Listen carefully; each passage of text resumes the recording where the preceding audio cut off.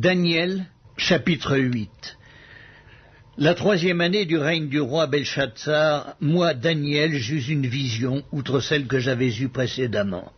Lorsque j'eus cette vision, il me sembla que j'étais à Suse, la capitale, dans la province d'Élam, et pendant ma vision, je me trouvais près du fleuve Ulaï. Je levai les yeux, je regardai, voici un bélier se tenait devant le fleuve, et il avait des cornes. Ses cornes étaient hautes, mais l'une était plus haute que l'autre, et elle s'éleva la dernière. Je vis le bélier qui frappait de ses cornes à l'Occident, au Septentrion et au Midi. Aucun animal ne pouvait lui résister. Il n'y avait personne pour délivrer ses victimes. Il faisait ce qu'il voulait, il devint puissant. Comme je regardais attentivement, voici un bouc venait de l'Occident et parcourait toute la terre à sa surface sans la toucher. Ce bouc avait une grande corne entre les yeux. Il arriva jusqu'au bélier qui avait des cornes et que j'avais vu se tenant devant le fleuve, et il courut sur lui dans toute sa fureur. Je le vis qui s'approchait du bélier et s'irritait contre lui. Il frappa le bélier et lui brisa les 2 cornes, sans que le bélier eût la force de lui résister. Il le jeta par terre, le foula, il n'y eut personne pour délivrer le bélier. Le bouc devint très puissant, mais lorsqu'il fut puissant, sa grande corne se brisa. 4 grandes cornes s'élevèrent pour la remplacer aux 4 vents des cieux. De l'une d'elles sortit une petite corne qui s'agrandit beaucoup vers le Midi, vers l'Orient et vers le plus beau des pays. Elle s'éleva jusqu'à l'armée des cieux, elle fit tomber à terre une partie de cette armée et des étoiles, et elle les foula. Elle s'éleva jusqu'au chef de l'armée, lui enleva le sacrifice perpétuel et renversa le lieu de son sanctuaire. L'armée fut livrée avec le sacrifice perpétuel à cause du péché. La corne jeta la vérité par terre et réussit dans ses entreprises. J'entendis parler un saint, et un autre saint dit à celui qui parlait: pendant combien de temps s'accomplira la vision sur le sacrifice perpétuel et sur le péché dévastateur? Jusqu'à quand le sanctuaire et l'armée seront-ils foulés? Et il me dit: 2300 soirs et matins, puis le sanctuaire sera purifié. Tandis que moi, Daniel, j'avais cette vision et que je cherchais à la comprendre, voici quelqu'un qui avait l'apparence d'un homme se tenait devant moi. Et j'entendis la voix d'un homme au milieu de l'Ulaï. Il cria et dit: Gabriel, explique-lui la vision. Il vint alors près du lieu où j'étais, et à son approche, je fus effrayé, et je tombai sur ma face. Il me dit: sois attentif, fils de l'homme, car la vision concerne un temps qui sera la fin. Comme il me parlait, je restai frappé d'étourdissement, la face contre terre. Il me toucha et me fit tenir debout à la place où je me trouvais. Puis il me dit: je vais t'apprendre ce qui arrivera au terme de la colère, car il y a un temps marqué pour la fin. Le bélier que tu as vu et qui avait des cornes, ce sont les rois des Mèdes et des Perses. Le bouc, c'est le roi de Javan. La grande corne entre ses yeux, c'est le premier roi. Les 4 cornes qui sont élevées pour remplacer cette corne brisée, ce sont 4 royaumes qui s'élèveront de cette nation, mais qui n'auront pas autant de force. À la fin de leur domination, lorsque les pécheurs seront consumés, il s'élèvera un roi impudent et artificieux. Sa puissance s'accroîtra, mais non pas sa propre force. Il fera d'incroyables ravages, il réussira dans ses entreprises, il détruira les puissants et le peuple des saints. À cause de sa prospérité et du succès de ses ruses, il aura de l'arrogance dans le cœur, il fera périr beaucoup d'hommes qui vivaient paisiblement, et il s'élèvera contre le chef des chefs, mais il sera brisé sans l'effort d'aucune main. Et la vision des soirs et des matins dont il s'agit est véritable. Pour toi, tiens secrète cette vision, car elle se rapporte à des temps éloignés. Moi, Daniel, je fus plusieurs jours languissant et malade, puis je me levai, et je m'occupais des affaires du roi. J'étais étonné de la vision, et personne n'en eut connaissance. Daniel, chapitre 9. La première année de Darius, fils d'Assuérus, de la race des Mèdes, lequel était devenu roi du royaume des Chaldéens, la première année de son règne, Moi, Daniel, je vis par les livres qu'il devait s'écouler 70 ans pour les ruines de Jérusalem, d'après le nombre des années dont l'Éternel avait parlé à Jérémie le prophète. Je tournai ma face vers le Seigneur Dieu, afin de recourir à la prière et aux supplications, en jeûnant et en prenant le sac et la cendre. Je priai l'Éternel mon Dieu, et je lui fis cette confession. Seigneur Dieu, grand et redoutable, toi qui gardes ton alliance et qui fais miséricorde à ceux qui t'aiment et qui observent tes commandements, nous avons péché, nous avons commis l'iniquité, nous avons été méchants et rebelles, nous nous sommes détournés de tes commandements et de tes ordonnances. Nous n'avons pas écouté tes serviteurs les prophètes, qui ont parlé en ton nom à nos rois, à nos chefs, à nos pères et à tout le peuple du pays. À toi, Seigneur, est la justice et à nous la confusion de face, en ce jour, aux hommes de Juda, aux habitants de Jérusalem, et à tout Israël, à ceux qui sont près et à ceux qui sont loin, dans tous les pays où tu les as chassés, à cause des infidélités dont ils se sont rendus coupables envers toi. Seigneur, à nous la confusion de face, à nos rois, à nos chefs, à nos pères, parce que nous avons péché contre toi. Auprès du Seigneur notre Dieu, la miséricorde et le pardon, car nous avons été rebelles envers lui. Nous n'avons pas écouté la voix de l'Éternel notre Dieu pour suivre ses lois qu'il avait mises devant nous par ses serviteurs les prophètes. Tout Israël a transgressé ta loi et s'est détourné pour ne pas écouter ta voix. Alors se sont répandues sur nous les malédictions et les imprécations qui sont écrites dans la loi de Moïse, serviteur de Dieu, parce que nous avons péché contre Dieu. Il a accompli les paroles qu'il avait prononcées contre nous et contre nos chefs qui nous ont gouvernés. Il a fait venir sur nous une grande calamité. Il n'en est jamais arrivé sous le ciel entier une semblable à celle qui est arrivée à Jérusalem.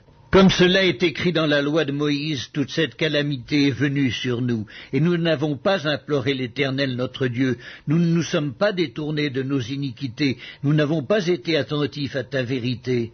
L'Éternel a veillé sur cette calamité et l'a fait venir sur nous, car l'Éternel notre Dieu est juste dans toutes les choses qu'il a faites, mais nous n'avons pas écouté sa voix. Et maintenant, Seigneur notre Dieu, toi qui as fait sortir ton peuple du pays d'Égypte par ta main puissante, et qui t'es fait un nom comme il l'est aujourd'hui, nous avons péché, nous avons commis l'iniquité. Seigneur, selon ta grande miséricorde, que ta colère et ta fureur se détournent de ta ville de Jérusalem, de ta montagne sainte, car à cause de nos péchés, des iniquités de nos pères, Jérusalem et ton peuple sont en opprobre à tous ceux qui nous entourent. Maintenant donc, ô notre Dieu, écoute la prière et les supplications de ton serviteur, et pour l'amour du Seigneur, fais briller ta face sur ton sanctuaire dévasté. Mon Dieu, prête l'oreille et écoute, ouvre les yeux et regarde nos ruines, regarde la ville sur laquelle ton nom est invoqué, car ce n'est pas à cause de notre justice que nous te présentons nos supplications, c'est à cause de tes grandes compassions. Seigneur, écoute, Seigneur, pardonne, Seigneur, sois attentif, agis et ne tarde pas, par amour pour toi, ô mon Dieu, car ton nom est invoqué sur ta ville et sur ton peuple.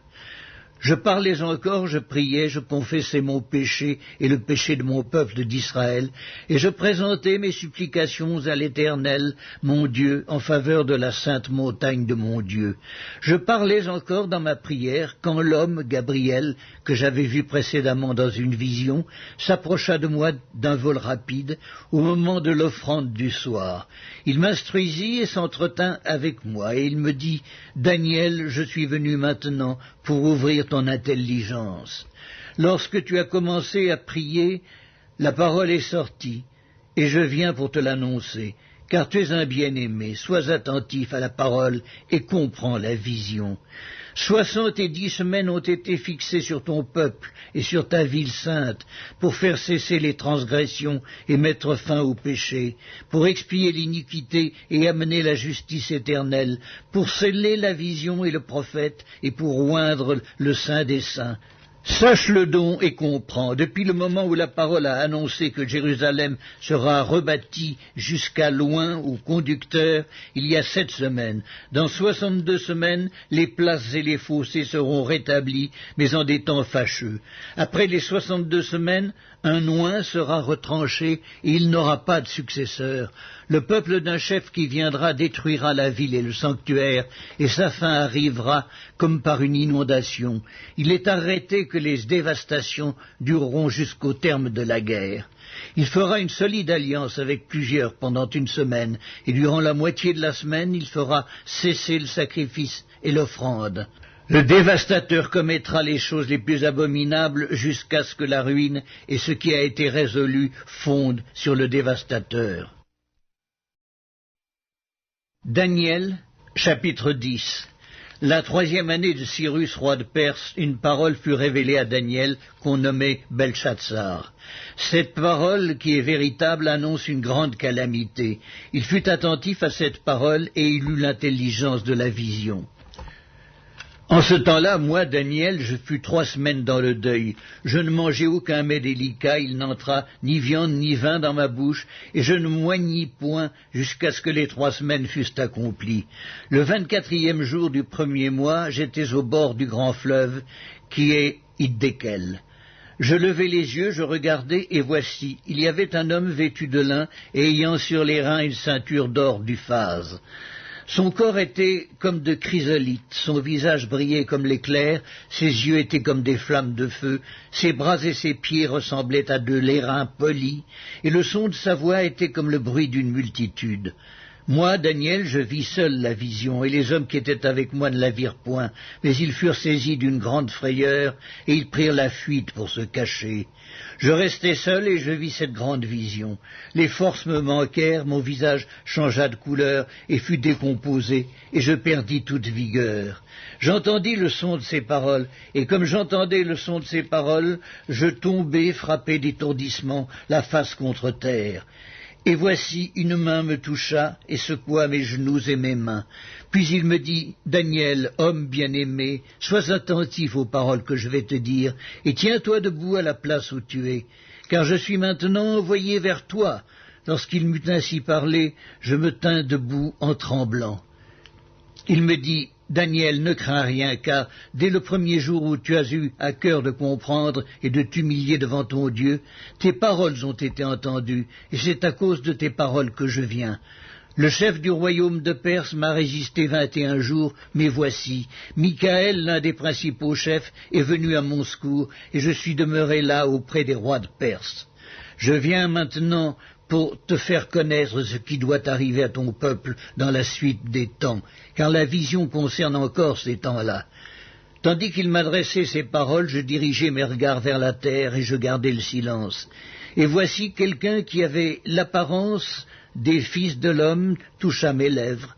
J'ouvris la bouche, je parlais, et je dis à celui qui se tenait devant moi, « Mon Seigneur, la vision m'a rempli d'effroi, et j'ai perdu toute vigueur. Comment le serviteur de mon Seigneur pourrait-il parler à mon Seigneur? Maintenant les forces me manquent, je n'ai plus de souffle. » Alors celui qui avait l'apparence d'un homme me toucha de nouveau et me fortifia. Puis il me dit, « Ne crains rien, homme bien-aimé, que la paix soit avec toi, courage, courage. » Et comme il me parlait, je repris des forces, et je dis, « Que mon Seigneur parle, car tu m'as fortifié. » Il me dit, « Sais-tu pourquoi je suis venu vers toi? Maintenant je m'en retourne pour combattre le chef de la Perse. Et quand je partirai, voici, le chef de Javan viendra. Mais je veux te faire connaître ce qui est écrit dans le livre de la vérité. Personne ne m'aide contre ceux-là, excepté Michaël, votre chef. » Daniel, chapitre 11. Et moi, la première année de Darius le Mède, j'étais auprès de lui pour l'aider et le soutenir. Maintenant, je vais te faire connaître la vérité. Voici, il y aura encore 3 rois en Perse. Le 4e amassera plus de richesses que tous les autres, et quand il sera puissant par ses richesses, il soulèvera tout contre le royaume de Javan. Mais il s'élèvera un vaillant roi qui dominera avec une grande puissance et fera ce qu'il voudra. Et lorsqu'il se sera élevé, Son royaume se brisera et sera divisé vers les 4 vents des cieux. Il n'appartiendra pas à ses descendants, et il ne sera pas aussi puissant qu'il était, car il sera déchiré, et il passera à d'autres qu'à eux. Le roi du Midi deviendra fort, mais un de ses chefs sera plus fort que lui et dominera. Sa domination sera puissante.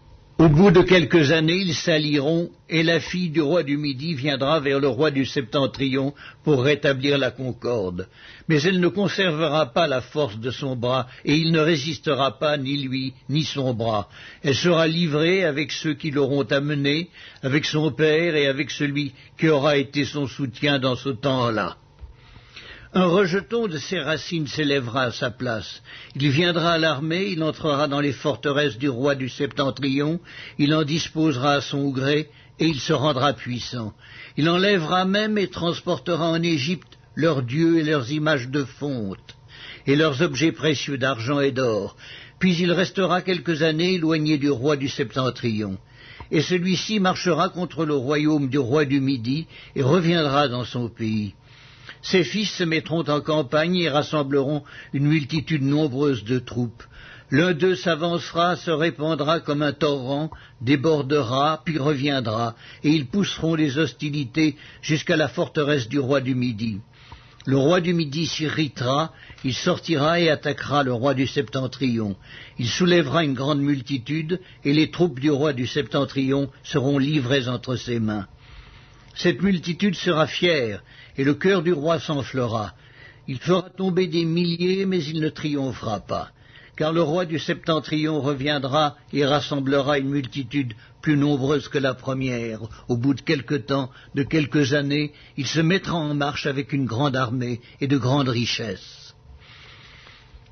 En ce temps-là, plusieurs s'élèveront contre le roi du Midi, et des hommes violents parmi ton peuple se révolteront pour accomplir la vision, et ils succomberont. Le roi du Septentrion s'avancera, il élèvera des terrasses et s'emparera des villes fortes. Les troupes du Midi et l'élite du roi ne résisteront pas, elles manqueront de force pour résister. Celui qui marchera contre lui fera ce qu'il voudra, et personne ne lui résistera. Il s'arrêtera dans le plus beau des pays, exterminant ce qui tombera sous sa main. Il se proposera d'arriver avec toutes les forces de son royaume et de conclure la paix avec le roi du Midi. Il lui donnera sa fille pour femme dans l'intention d'amener sa ruine, mais cela n'aura pas lieu et ne lui réussira pas. Il tournera ses vues du côté des îles, et il en prendra plusieurs, mais un chef mettra fin à l'opprobre qu'il voulait lui attirer et le fera retomber sur lui. Il se dirigera ensuite vers les forteresses de son pays, il chancellera, il tombera, et on ne le trouvera plus. Celui qui le remplacera fera venir un exacteur dans la plus belle partie du royaume, mais en quelques jours il sera brisé, et ce ne sera ni par la colère, ni par la guerre. Un homme méprisé prendra sa place, sans être revêtu de la dignité royale. Il paraîtra au milieu de la paix, il s'emparera du royaume par l'intrigue. Les troupes qui se répandront comme un torrent seront submergées devant lui et anéanties, de même qu'un chef de l'alliance. Après qu'on se sera joint à lui, il usera de tromperie. Il se mettra en marche et il aura le dessus avec peu de monde. Il entrera au sein de la paix dans les lieux les plus fertiles de la province. Il fera ce que n'avaient pas fait ses pères, ni les pères de ses pères. Il distribuera le butin, les dépouilles et les richesses. Il formera des projets contre les forteresses, et cela pendant un certain temps. À la tête d'une grande armée, il emploiera sa force et son ardeur contre le roi du Midi. Et le roi du Midi s'engagera dans la guerre avec une armée nombreuse et très puissante, mais il ne résistera pas, car on méditera contre lui de mauvais desseins. Ceux qui mangeront des mets de sa table causeront sa perte. Ses troupes se répandront comme un torrent, et les morts tomberont en grand nombre. Les deux rois chercheront en leur cœur à faire le mal, et à la même table ils parleront avec fausseté, mais cela ne réussira pas, car la fin n'arrivera qu'au temps marqué. Il retournera dans son pays avec de grandes richesses, il sera dans son cœur hostile à l'Alliance sainte, il agira contre elle, puis retournera dans son pays. À une époque fixée, il marchera de nouveau contre le Midi, mais cette dernière fois, les choses ne se passeront pas comme précédemment. Des navires de Kittim s'avanceront contre lui. Découragé, il rebroussera chemin. Puis, furieux contre l'Alliance sainte, il ne restera pas inactif. À son retour, il portera ses regards sur ceux qui auront abandonné l'Alliance sainte. Des troupes se présenteront sur son ordre, elles profaneront le sanctuaire, la forteresse, elles feront cesser le sacrifice perpétuel et dresseront l'abomination du dévastateur. Il séduira par des flatteries les traîtres de l'Alliance, mais ceux du peuple qui connaîtront leur Dieu agiront avec fermeté, et les plus sages parmi eux donneront instruction à la multitude. Il en est qui succomberont pour un temps à l'épée et à la flamme, à la captivité et au pillage. Dans le temps où ils succomberont, ils seront un peu secourus et plusieurs se joindront à eux par hypocrisie. Quelques-uns des hommes sages succomberont afin qu'ils soient épurés, purifiés et blanchis jusqu'au temps de la fin, car elle n'arrivera qu'au temps marqué. Le roi fera ce qu'il voudra, il s'élèvera, il se glorifiera au-dessus de tous les dieux, et il dira des choses incroyables contre le Dieu des dieux. Il prospérera jusqu'à ce que la colère soit consommée, car ce qui est arrêté s'accomplira. Il n'aura égard ni au Dieu de ses pères, ni à la divinité qui fait les délices des femmes. Il n'aura égard à aucun Dieu, car il se glorifiera au-dessus de tous. Toutefois, il honorera le Dieu des forteresses sur son piédestal. À ce Dieu que ne connaissaient pas ses pères, il rendra des hommages avec de l'or et de l'argent, avec des pierres précieuses et des objets de prix. C'est avec le Dieu étranger qu'il agira contre les lieux fortifiés, et il comblera d'honneur ceux qui le reconnaîtront, il les fera dominer sur plusieurs, il leur distribuera des terres pour récompense. Au temps de la fin, le roi du Midi se heurtera contre lui, et le roi du Septentrion fondra sur lui comme une tempête, avec des chars et des cavaliers, et avec de nombreux navires. Il s'avancera dans les terres, se répandra comme un torrent, et débordera. Il entrera dans le plus beau des pays, et plusieurs succomberont. Mais Édom, Moab et les principaux des enfants d'Ammon seront délivrés de sa main. Il étendra sa main sur divers pays, et le pays d'Égypte n'échappera point. Il se rendra maître des trésors d'or et d'argent, et de toutes les choses précieuses de l'Égypte. Les Libyens et les Éthiopiens seront à sa suite. Des nouvelles de l'Orient et du Septentrion viendront l'effrayer, et il partira avec une grande fureur pour détruire et exterminer des multitudes. Il dressera les tentes de son palais entre les mers, vers la glorieuse et sainte montagne. Puis il arrivera à la fin sans que personne lui soit en aide. Daniel, chapitre 12. En ce temps-là se lèvera Michaël, le grand chef, le défenseur des enfants de ton peuple. Et ce sera une époque de détresse telle qu'il n'y en a point eu depuis que les nations existent jusqu'à cette époque. En ce temps-là, ceux de ton peuple qui seront trouvés inscrits dans le livre seront sauvés. Plusieurs de ceux qui dorment dans la poussière de la terre se réveilleront, les uns pour la vie éternelle et les autres pour l'opprobre, pour la honte éternelle. Ceux qui auront été intelligents brilleront comme la splendeur du ciel, et ceux qui auront enseigné la justice à la multitude brilleront comme les étoiles, à toujours et à perpétuité. Toi, Daniel, tiens secrètes ces paroles, et scelle le livre jusqu'au temps de la fin. Plusieurs alors le liront, et la connaissance augmentera. Et moi, Daniel, je regardai, et voici 2 autres hommes se tenaient debout, l'un en deçà du bord du fleuve, et l'autre au-delà du bord du fleuve. L'un d'eux dit à l'homme vêtu de lin qui se tenait au-dessus des eaux du fleuve, « Quand sera la fin de ces prodiges ?» Et j'entendis l'homme vêtu de lin qui se tenait au-dessus des eaux du fleuve. Il leva vers les cieux sa main droite et sa main gauche, et il jura par celui qui vit éternellement que ce sera dans un temps, des temps et la moitié d'un temps, et que toutes ces choses finiront quand la force du peuple saint sera entièrement brisée. J'entendis, mais je ne compris pas, et je dis, « Mon Seigneur, quelle sera l'issue de ces choses ?» Il répondit, Va, Daniel, car ces paroles sont tenues secrètes et scellées jusqu'au temps de la fin. Plusieurs seront purifiés, blanchis et épurés. Les méchants feront le mal et aucun des méchants ne comprendra, mais ceux qui auront de l'intelligence comprendront. Depuis le temps où cessera le sacrifice perpétuel et où sera dressée l'abomination du dévastateur, il y aura 1290 jours.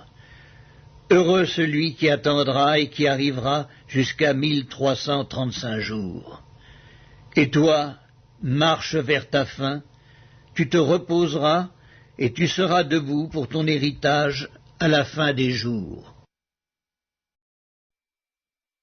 Osée, chapitre 1. La parole de l'Éternel qui fut adressée à Osée, fils de Béhéri, au temps d'Osias, de Jotham, d'Akaz, d'Ézéchias, roi de Juda, et au temps de Jéroboam, fils de Joas, roi d'Israël. La première fois que l'Éternel adressa la parole à Osée, l'Éternel dit à Osée, « Va, prends une femme prostituée et des enfants de prostitution, car le pays se prostitue, il abandonne l'Éternel. » Il alla et il prit Gomère, fille de Diblaïm. Elle conçut et lui enfanta un fils. Et l'Éternel lui dit, « Appelle-le du nom de Jizréel, car encore un peu de temps et je châtierai la maison de Jéhu pour le sang versé à Jizréel, je mettrai fin au royaume de la maison d'Israël.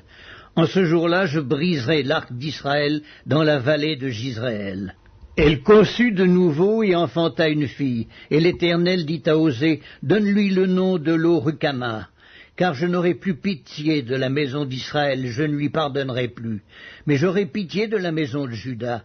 Je les sauverai par l'Éternel leur Dieu, et je ne les sauverai ni par l'arc, ni par l'épée, ni par les combats, ni par les chevaux, ni par les cavaliers. » Elle sevra Lo-Rukamah, puis elle conçut et enfanta un fils. Et l'Éternel dit, « Donne-lui le nom de Lo-Ammi, car vous n'êtes pas mon peuple, et je ne suis pas votre Dieu. » Osée, chapitre 2. Cependant le roi des enfants d'Israël sera comme le sable de la mer, qui ne peut ni se mesurer ni se compter. Et au lieu qu'on leur disait « Vous n'êtes pas mon peuple », on leur dira « Fils du Dieu vivant ». Les enfants de Juda et les enfants d'Israël se rassembleront, se donneront un chef et sortiront du pays, car grande sera la journée de Jizréel. Dites à vos frères Ammi et à vos sœurs Rukamah. Plaidez, plaidez contre votre mère, elle n'est point ma femme et je ne suis point son mari, qu'elle ôte de sa face ses prostitutions et de son sein ses adultères, sinon je la dépouille à nu, je la mets comme au jour de sa naissance, je la rends semblable à un désert, à une terre aride, et je la fais mourir de soif. Et je n'aurai pas pitié de ses enfants, car ce sont des enfants de prostitution. Leur mère s'est prostituée, celle qui les a conçus s'est déshonorée, car elle a dit « J'irai après mes amants, qui me donnent mon pain et mon eau, ma laine et mon lin, mon huile et ma boisson. C'est pourquoi, voici, je vais fermer son chemin avec des épines, et y élever un mur, afin qu'elle ne trouve plus ses sentiers. Elle poursuivra ses amants et ne les atteindra pas. Elle les cherchera et ne les trouvera pas. Puis elle dira « J'irai et je retournerai vers mon premier mari, car alors j'étais plus heureuse que maintenant. » Elle n'a pas reconnu que c'était moi qui lui donnais le blé, le mou et l'huile, et l'on a consacré au service de Baal l'argent et l'or que je lui prodiguais. C'est pourquoi je reprendrai mon blé en son temps et mon mou dans sa saison, et j'enlèverai ma laine et mon lin qui devaient couvrir sa nudité. Et maintenant je découvrirai sa honte aux yeux de ses amants, et nul ne la délivrera de ma main. Je ferai cesser toute sa joie, ses fêtes, ses nouvelles lunes, ses sabbats et toutes ses solennités. Je ravagerai ses vignes et ses figuiers dont elle disait « C'est le salaire que m'ont donné mes amants. Je les réduirai à une forêt et les bêtes des champs les dévoreront. Je la châtierai pour les jours où elle encensait les Baals, où elle se parait de ses anneaux et de ses colliers, allait après ses amants et m'oubliait, dit l'Éternel. C'est pourquoi, voici, je veux la tirer et la conduire au désert, et je parlerai à son cœur. Là, je lui donnerai ses vignes et la vallée d'Accor, comme une porte d'espérance. Et là, elle chantera, comme au temps de sa jeunesse et comme au jour où elle remonta du pays d'Égypte. En ce jour-là, dit l'Éternel, tu m'appelleras mon mari, et tu ne m'appelleras plus mon maître. J'ôterai de sa bouche les noms des Baals, afin qu'on ne les mentionne plus par leur nom. En ce jour-là, je traiterai pour eux une alliance avec les bêtes des champs, les oiseaux du ciel et les reptiles de la terre. Je briserai dans le pays l'arc, l'épée et la guerre, et je les ferai reposer avec sécurité. Je serai ton fiancé pour toujours. Je serai ton fiancé par la justice, la droiture, la grâce et la miséricorde. Je serai ton fiancé par la fidélité, et tu reconnaîtras l'Éternel. En ce jour-là, j'exaucerai, dit l'Éternel, j'exaucerai les cieux, ils exauceront la terre. La terre exaucera le mou et l'huile, et ils exauceront Jisraël. Je planterai pour moi l'eau-Rukama dans le pays, et je lui ferai miséricorde. Je dirai à l'Ohammi, tu es mon peuple, et il répondra, mon Dieu. Osée, chapitre 3. L'Éternel me dit, va encore, et aime une femme aimée d'un amant et adultère. Aime-la comme l'Éternel aime les enfants d'Israël, qui se tournent vers d'autres dieux et qui aiment les gâteaux de raisin. Je l'achetai pour 15 cycles d'argent, un homère d'orge et un léthec d'orge. Et je lui dis, reste longtemps pour moi, ne te livre pas à la prostitution, ne sois à aucun homme, et je serai de même envers toi. Car les enfants d'Israël resteront longtemps sans roi, sans chef, sans sacrifice, sans statut, sans éphod et sans téraphim. Après cela, les enfants d'Israël reviendront, ils chercheront l'Éternel, leur Dieu, et David, leur roi, et ils tressailleront à la vue de l'Éternel et de sa bonté dans la suite des temps. Osée, chapitre 4. Écoutez la parole de l'Éternel, enfants d'Israël, car l'Éternel a un procès avec les habitants du pays, parce qu'il n'y a point de vérité, point de miséricorde, point de connaissance de Dieu dans le pays. Il n'y a que parjures et mensonges, assassinats, vols et adultères. On use de violence, on commet meurtre sur meurtre. C'est pourquoi le pays sera dans le deuil. Tous ceux qui l'habitent seront languissants, et avec eux les bêtes des champs et les oiseaux du ciel. Même les poissons de la mer disparaîtront. Mais que nul ne conteste, que nul ne se livre aux reproches. Car ton peuple est comme ceux qui disputent avec les sacrificateurs. Tu tomberas de jour, le prophète avec toi tombera de nuit, et je détruirai ta mère. Mon peuple est détruit parce qu'il lui manque la connaissance.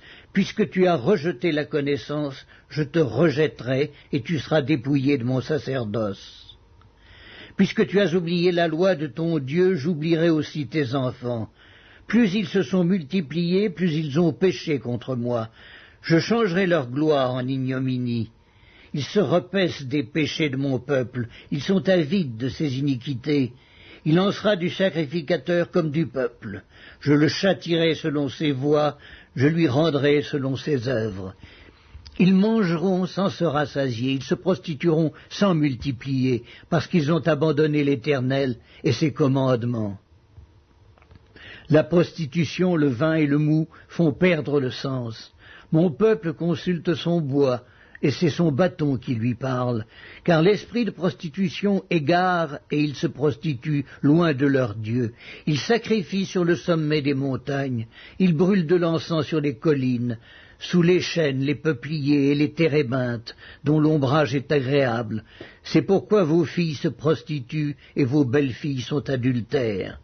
Je ne punirai pas vos filles parce qu'elles se prostituent, ni vos belles-filles parce qu'elles sont adultères, car eux-mêmes vont à l'écart avec des prostituées et sacrifient avec des femmes débauchées.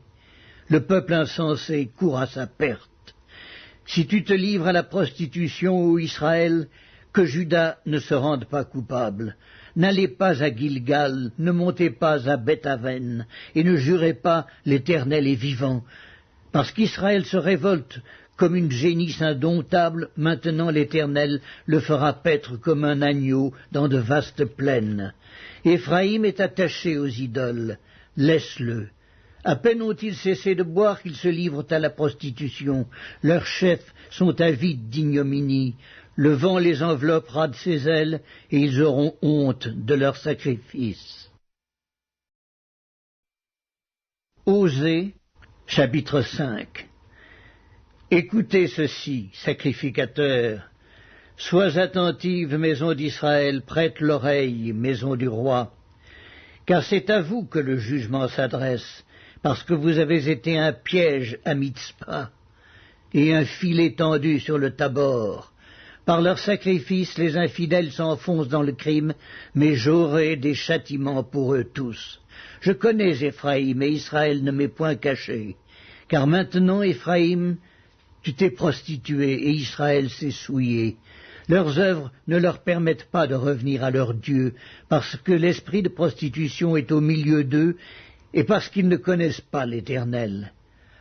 L'orgueil d'Israël témoigne contre lui. Israël et Éphraïm tomberont par leur iniquité. Avec eux aussi tombera Juda. Ils iront avec leurs brebis et leurs bœufs chercher l'Éternel, mais ils ne le trouveront point. Il s'est retiré du milieu d'eux. Ils ont été infidèles à l'Éternel, car ils ont engendré des enfants illégitimes. Maintenant, 1 mois suffira pour les dévorer avec leurs biens. Sonnez de la trompette à Gibéa, sonnez de la trompette à Rama, poussez des cris à Beth-Aven. Derrière toi, Benjamin, Éphraïm sera dévasté au jour du châtiment. J'annonce aux tribus d'Israël une chose certaine. Les chefs de Juda sont comme ceux qui déplacent les bornes. Je répandrai sur eux ma colère comme un torrent. Éphraïm est opprimé, brisé par le jugement, car il a suivi les préceptes qui lui plaisaient. Je serai comme une teigne pour Éphraïm, comme une carie pour la maison de Juda. Éphraïm voit son mal et Juda ses plaies. Éphraïm se rend en Assyrie et s'adresse au roi Jareb, mais ce roi ne pourra ni vous guérir, ni porter remède à vos plaies. Je serai comme un lion pour Éphraïm, comme un lionceau pour la maison de Juda. Moi, je déchirerai, puis je m'en irai. J'emporterai, et nul n'enlèvera ma proie. Je m'en irai, je reviendrai dans ma demeure jusqu'à ce qu'ils s'avouent coupables et cherchent ma face. Quand ils seront dans la détresse, ils auront recours à moi. Osée, chapitre 6. Venez, retournons à l'Éternel, car il a déchiré, mais il nous guérira. Il a frappé, mais il bandera nos plaies.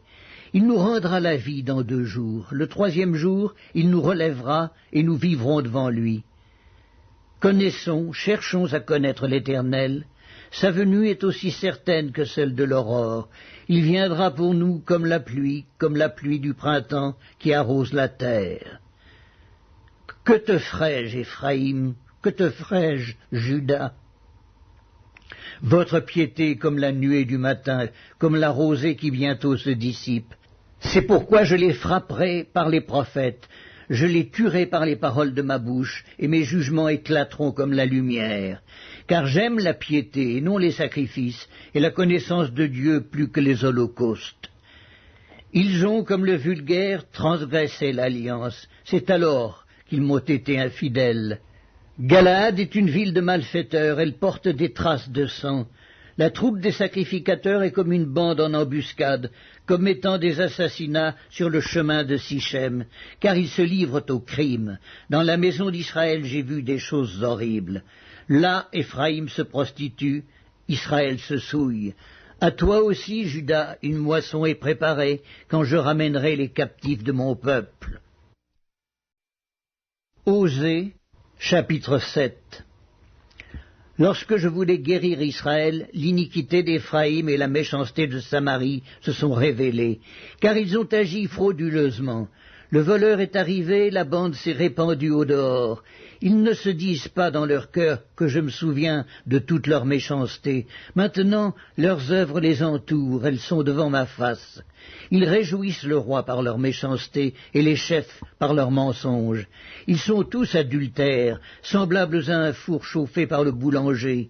Ils cessent d'attiser le feu depuis qu'il a pétri la pâte jusqu'à ce qu'elle soit levée. Au jour de notre roi, Les chefs se rendent malades par les excès du vin. Le roi tend la main aux moqueurs. Ils appliquent aux embûches leur cœur pareil à un four. Toute la nuit dort leur boulanger, et au matin le four brûle comme un feu embrasé. Ils sont tous ardents comme un four, et ils dévorent leurs juges. Tous leurs rois tombent, aucun d'eux ne m'invoque. Éphraïm se mêle avec les peuples. Éphraïm est un gâteau qui n'a pas été retourné. Des étrangers consument sa force, et il ne s'en doute pas. La vieillesse s'empare de lui, et il ne s'en doute pas. L'orgueil d'Israël témoigne contre lui. Ils ne reviendront pas à l'Éternel leur Dieu, et ils ne le cherchent pas malgré tout cela. Éphraïm est comme une colombe stupide, sans intelligence. Ils implorent l'Égypte, ils vont en Assyrie. S'ils partent, j'étendrai sur eux mon filet. Je les précipiterai comme les oiseaux du ciel. Je les châtierai comme ils en ont été avertis dans leur assemblée. Malheur à eux parce qu'ils me fuient. Ruine sur eux parce qu'ils me sont infidèles. Je voudrais les sauver, mais ils disent contre moi des paroles mensongères. Ils ne crient pas vers moi dans leur cœur, mais ils se lamentent sur leurs couches. Ils se rassemblent pour avoir du blé et du mou, et ils s'éloignent de moi. Je les ai châtiés, j'ai fortifié leurs bras, et ils méditent le mal contre moi. Ce n'est pas au Très-Haut qu'ils retournent, ils sont comme un arc trompeur. Leurs chefs tomberont par l'épée à cause de l'insolence de leur langue. C'est ce qui les rendra un objet de risée dans le pays d'Égypte. Osée, chapitre 8. Embouche la trompette. L'ennemi fond comme un aigle sur la maison de l'Éternel, parce qu'ils ont violé mon alliance et transgressé ma loi. Ils crieront vers moi, mon Dieu, nous te connaissons, nous, Israël. Israël a rejeté le bien, l'ennemi le poursuivra. Ils ont établi des rois sans mon ordre et des chefs à mon insu. Ils ont fait des idoles avec leur argent et leur or, c'est pourquoi ils seront anéantis. L'Éternel a rejeté ton vœu, Samarie. Ma colère s'est enflammée contre eux. Jusqu'à quand refuseront-ils de se purifier? Il vient d'Israël un ouvrier l'a fabriqué, et ce n'est pas un dieu. C'est pourquoi le veau de Samarie sera mis en pièces. Puisqu'ils ont semé du vent, ils moissonneront la tempête. Ils n'auront pas un épi de blé, ce qui poussera ne donnera point de farine, et s'il y en avait, des étrangers la dévoreraient. Israël est anéanti. Ils sont maintenant parmi les nations comme un vase qui n'a pas de prix, car ils sont allés en Assyrie comme un âne sauvage qui se tient à l'écart. Éphraïm a fait des présents pour avoir des amis. Quand même, ils font des présents parmi les nations, je vais maintenant les rassembler, et bientôt ils souffriront sous le fardeau du roi des princes. Éphraïm a multiplié les autels pour pécher, et ces autels l'ont fait tomber dans le péché. Que j'écrive pour lui toutes les ordonnances de ma loi, elles sont regardées comme quelque chose d'étranger. Ils immolent des victimes qu'ils m'offrent, et ils en mangent la chair. L'Éternel n'y prend point de plaisir. Maintenant l'Éternel se souvient de leur iniquité, et il punira leur péché. Ils retourneront en Égypte, Israël a oublié celui qui l'a fait, et a bâti des palais, et Juda a multiplié les villes fortes. Mais j'enverrai le feu dans leurs villes, et il dévorera les palais. Osée, chapitre 9. Israël, ne te livre pas à la joie, à l'allégresse, comme les peuples. De ce que tu t'es prostitué en abandonnant l'Éternel, de ce que tu as aimé un salaire impur dans toutes les aires à blé. L'air et le pressoir ne les nourriront pas, et le mou leur fera défaut. Ils ne resteront pas dans le pays de l'Éternel. Éphraïm retournera en Égypte, et ils mangeront en Assyrie des aliments impurs. Ils ne feront pas à l'Éternel des libations de vin, elles ne lui seraient point agréables. Leurs sacrifices seront pour eux comme un pain de deuil. Tous ceux qui en mangeront se rendront impurs, car leur pain ne sera que pour eux, il n'entrera point dans la maison de l'Éternel. Que ferez-vous au jour solennel, au jour des fêtes de l'Éternel? Car voici, ils partent à cause de la dévastation. L'Égypte les recueillera, Moph leur donnera des sépulcres.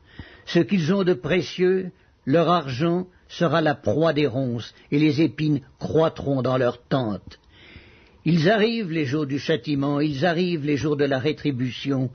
Israël va l'éprouver. Le prophète est fou, l'homme inspiré à le délire à cause de la grandeur de tes iniquités et de tes rébellions. Éphraïm est une sentinelle contre mon Dieu. Le prophète, un filet d'oiseleurs est sur toutes ses voies, un ennemi dans la maison de son Dieu. Ils sont plongés dans la corruption, comme au jour de Gibéa. L'Éternel se souviendra de leur iniquité, il punira leurs péchés. J'ai trouvé Israël comme des raisins dans le désert, j'ai vu vos pères comme les premiers fruits d'un figuier. Mais ils sont allés vers Baal-Péor, ils se sont consacrés à l'infâme idole, et ils sont devenus abominables comme l'objet de leur amour.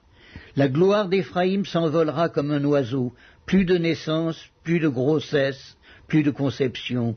S'ils élèvent leurs enfants, je les en priverai avant qu'ils soient des hommes, et malheur à eux quand je les abandonnerai.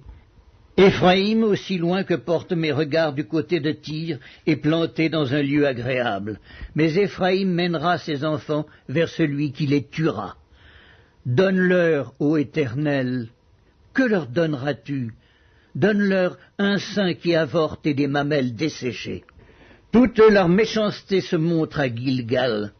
C'est là que je les ai pris en aversion, à cause de la malice de leurs œuvres. Je les chasserai de ma maison, je ne les aimerai plus. Tous leurs chefs sont des rebelles. Éphraïm est frappé, sa racine est devenue sèche. Ils ne porteront plus de fruits. Et s'ils ont des enfants, je ferai périr les objets de leur tendresse. Mon Dieu les rejettera parce qu'ils ne m'ont pas écouté, et ils seront errants parmi les nations. Osée, chapitre 10. Israël était une vigne féconde qui rendait beaucoup de fruits. Plus ses fruits étaient abondants, plus il a multiplié les autels. Plus son pays était prospère, plus il embellit les statues. Leur cœur est partagé, ils vont en porter la peine. L'Éternel renversera leurs autels, détruira leurs statues, et bientôt ils diront « Nous n'avons point de roi, car nous n'avons pas craint l'Éternel. Et le roi, que pourrait-il faire pour nous? Il prononce des paroles vaines, des serments faux lorsqu'il conclut une alliance. Aussi le châtiment germera comme une plante vénéneuse dans les sillons des champs. Les habitants de Samarie seront consternés au sujet des veaux de Beth-Aven. Le peuple mènera deuil sur l'idole, et ses prêtres trembleront pour elle, pour sa gloire, qui va disparaître du milieu d'eux. Elle sera transportée en Assyrie pour servir de présent au roi Jareb. La confusion saisira Éphraïm, et Israël aura honte de ses desseins. C'en est fait de Samarie, de son roi, comme de l'écume à la surface des eaux. Les hauts lieux de Beth-Aven où Israël a péché seront détruits. L'épine et la ronce croîtront sur leurs autels. Ils diront aux montagnes, « Couvrez-nous » et aux collines, « Tombez sur nous ». Depuis les jours de Gibéa, tu as péché, Israël. Là, ils restèrent debout. La guerre contre les méchants ne les atteignit pas à Gibéa. Je les châtierai à mon gré, et des peuples s'assembleront contre eux, quand on les enchaînera pour leur double iniquité. Éphraïm est une génisse dressée qui aime à fouler le grain, mais je m'approcherai de son beau cou. J'attellerai Éphraïm, Juda labourera, Jacob hercera. Semez selon la justice, moissonnez selon la miséricorde, défrichez-vous un champ nouveau. Il est temps de chercher l'Éternel jusqu'à ce qu'il vienne et répande pour vous la justice. Vous avez cultivé le mal, moissonné l'iniquité, mangé le fruit du mensonge, car tu as eu confiance dans ta voix, dans le nombre de tes vaillants hommes. Il s'élèvera un tumulte parmi ton peuple, et toutes tes forteresses seront détruites, comme fut détruite Chalman Beth Arbel au jour de la guerre, où la mère fut écrasée avec les enfants. Voilà ce que vous attirera, Bethel, à cause de votre extrême méchanceté. Vienne l'aurore, et c'en est fait du roi d'Israël. Osée, chapitre 11. Quand Israël était jeune, je l'aimais, et j'appelais mon fils hors d'Égypte. Mais ils se sont éloignés de ceux qui les appelaient. Ils ont sacrifié au Baal et offert de l'encens aux idoles. C'est moi qui guidais les pas d'Éphraïm, le soutenant par ses bras. Et ils n'ont pas vu que je les guérissais. Je les tirai avec des liens d'humanité, avec des cordages d'amour. Je fus pour eux comme celui qui aurait relâché le joug près de leur bouche, et je leur présentai de la nourriture. Ils ne retourneront pas au pays d'Égypte, mais l'Assyrien sera leur roi, parce qu'ils ont refusé de revenir à moi. L'épée fondra sur leur ville, anéantira, dévorera leur soutien, à cause des desseins qu'ils ont eus. Mon peuple est enclin à s'éloigner de moi. On les rappelle vers le Très-Haut, mais aucun d'eux ne l'exalte. Que ferai-je de toi, Éphraïm? Dois-je te livrer, Israël? Te traiterai-je comme Adma? Te rendrai-je semblable à Tseboïm? Mon cœur s'agite au-dedans de moi, toutes mes compassions sont émues.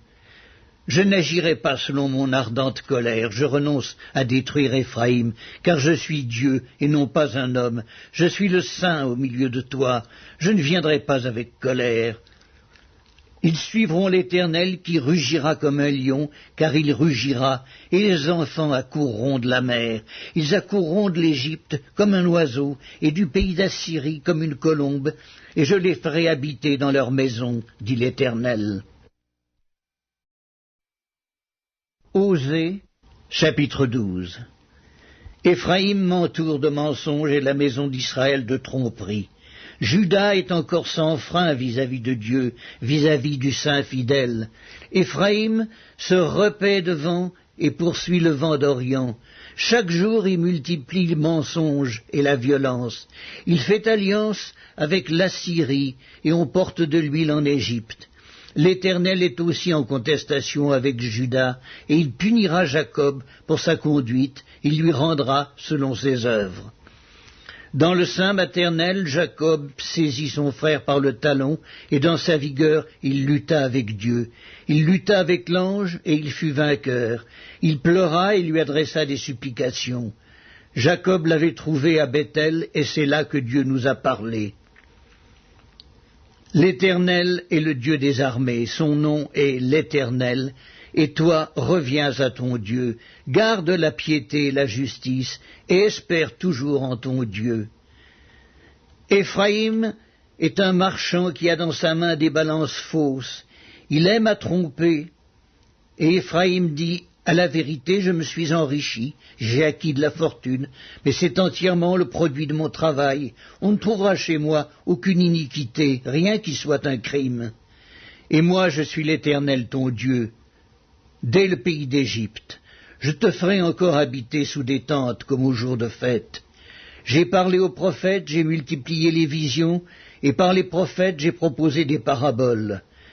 Si Galaad n'est que néant, ils seront certainement anéantis. Ils sacrifient des bœufs dans Gilgal.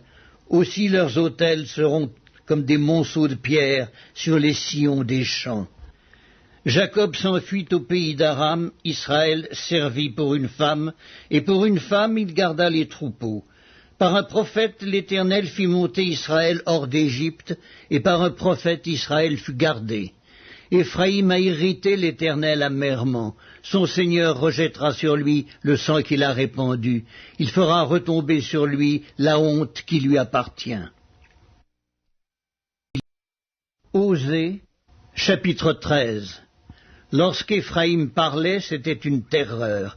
Il s'élevait en Israël, mais il s'est rendu coupable par Baal et il est mort.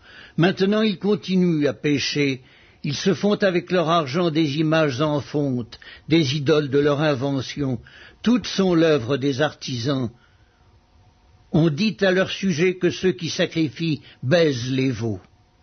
C'est pourquoi ils seront comme la nuée du matin, comme la rosée qui bientôt se dissipe, comme la balle emportée par le vent hors de l'air, comme la fumée qui sort d'une fenêtre. Et moi, je suis l'Éternel, ton Dieu, dès le pays d'Égypte. Tu ne connais d'autre Dieu que moi, et il n'y a de sauveur que moi.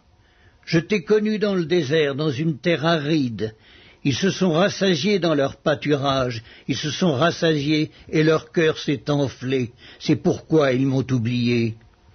Je serai pour eux comme un lion, comme une panthère, je les épierai sur la route. Je les attaquerai comme une ours à qui on a enlevé ses petits, et je déchirerai l'enveloppe de leur cœur. Je les dévorerai comme une lionne, les bêtes des champs les mettront en pièces. Ce qui cause ta ruine, Israël, c'est que tu as été contre moi, contre celui qui pouvait te secourir. Où donc est ton roi, qu'il te délivre dans toutes tes villes? Où sont tes juges, au sujet desquels tu disais « Donne-moi un roi et des princes ». Je t'ai donné un roi dans ma colère, je te l'ôterai dans ma fureur. L'iniquité d'Éphraïm est gardée, son péché est mis en réserve, les douleurs de celle qui enfante viendront pour lui. C'est un enfant peu sage qui, au terme voulu, ne sort pas du sein maternel. Je les rachèterai de la puissance du séjour des morts, je les délivrerai de la mort. Ô mort, où est ta peste? Séjour des morts, où est ta destruction? Mais le repentir se dérobe à mes regards. Éphraïm a beau être fertile au milieu de ses frères, le vent d'Orient viendra, le vent de l'Éternel s'élèvera du désert, desséchera ses sources, tarira ses fontaines, on pillera le trésor de tous les objets précieux. Samarie sera punie parce qu'elle s'est révoltée contre son Dieu. Ils tomberont par l'épée, leurs petits-enfants seront écrasés, et l'on fendra le ventre de leurs femmes enceintes. Osée, chapitre 14. Israël, reviens à l'Éternel ton Dieu, car tu es tombé par ton iniquité. Apportez avec vous des paroles et revenez à l'Éternel. Dites-lui, pardonne toutes les iniquités et reçois-nous favorablement. Nous t'offrirons au lieu de taureaux l'hommage de nos lèvres.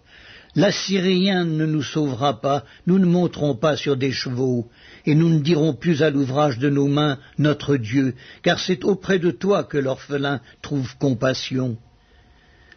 Je réparerai leur infidélité, j'aurai pour eux un amour sincère, car ma colère s'est détournée d'eux. Je serai comme la rosée pour Israël, il fleurira comme le lys, et il poussera des racines comme le Liban. Ses rameaux s'étendront, il aura la magnificence de l'olivier et les parfums du Liban. Ils reviendront s'asseoir à son ombre, ils redonneront la vie au froment, et ils fleuriront comme la vigne. Ils auront la renommée du vin du Liban. Éphraïm, qu'ai-je à faire encore avec les idoles? Je l'exaucerai, je le regarderai. Je serai pour lui comme un cyprès verdoyant, c'est de moi que tu recevras ton fruit.